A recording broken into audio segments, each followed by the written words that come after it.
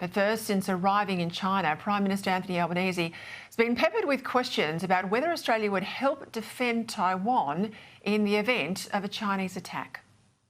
I think it's important that we have a consistent position, which Australia has had for a long period of time. Taiwan, we don't support any unilateral action there. Would it be reasonable for the United States to demand any sort of assurances from Australia on a Taiwan contingency, given the United States itself maintains a policy of strategic ambiguity, at least in theory, on Taiwan? Well, you've just answered the question yourself, I think, through the comments that you've made. In what sense? Sorry, Prime Minister. I think you can get it. What about in private, Prime Minister? Well, in private, by definition, that's in private. So you don't take private comments at a media conference. It's difficult straddling a barbed wire fence, isn't it? I mean, naturally the area was cagey because no one wants to preempt a decision to send troops into battle, and everyone hopes it'll never come to that. But on the question of Taiwan, there's a couple of points that need to be made here. The first is the obvious point. The ball is in China's court because they are the aggressor, and particularly under President Xi, they have increased the tempo on the belligerence and the threats. The second, that even the US itself maintains this policy of strategic ambiguity over Taiwan, meaning it hasn't made it clear what it would do in the event that Xi either invades or blockades Taiwan.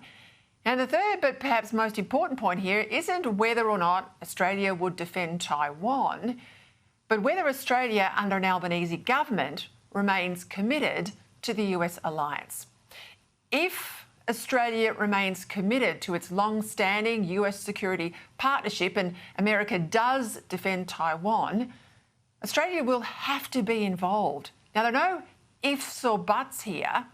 Remember the terms of the ANZUS alliance. We're not talking about AUKUS here, we're talking about ANZUS.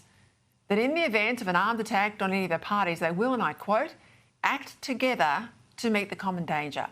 That's what ANZUS says, and for Australia, that's always meant our support and participation in US-led military campaigns. I mean, the Menzies government committed troops to the American defence of South Vietnam. The Hawke government committed Navy divers to the liberation of Kuwait. The Howard government committed special forces and a Navy ship to the invasion of Iraq. The Howard government and then, of course, the Rudd and Gillard governments all committed special forces to the war against the Taliban in Afghanistan. Remember, it was famously why he was in the US at the time of the 9/11 attacks that John Howard invoked the terms of the ANZUS Treaty. Every previous Australian government has recognised that the alliance is a two-way street, and we can't expect the Americans to support us in our military campaigns if we're not prepared to support them in theirs. And this is where the travelling press pack with the Prime Minister, I think, misses the point. The question is not, would Australia help Taiwan? It's, would Australia help the United States? And the answer has to be yes if the US alliance is to endure. But that's the issue with this government, isn't it?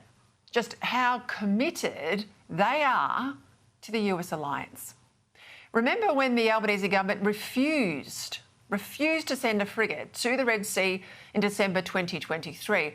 This was the first time since ANZUS was finalised in 1951 that we have officially declined a US request for military assistance.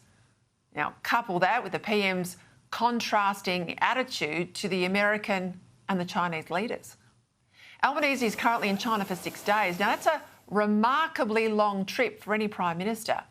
It's his fourth face-to-face with Xi Jinping, and yet he still hasn't had even one meeting with Donald Trump. What's more, despite US pleas to do more and the rest of the world lifting their effort in response, our PM refuses to increase Australia's defence spending.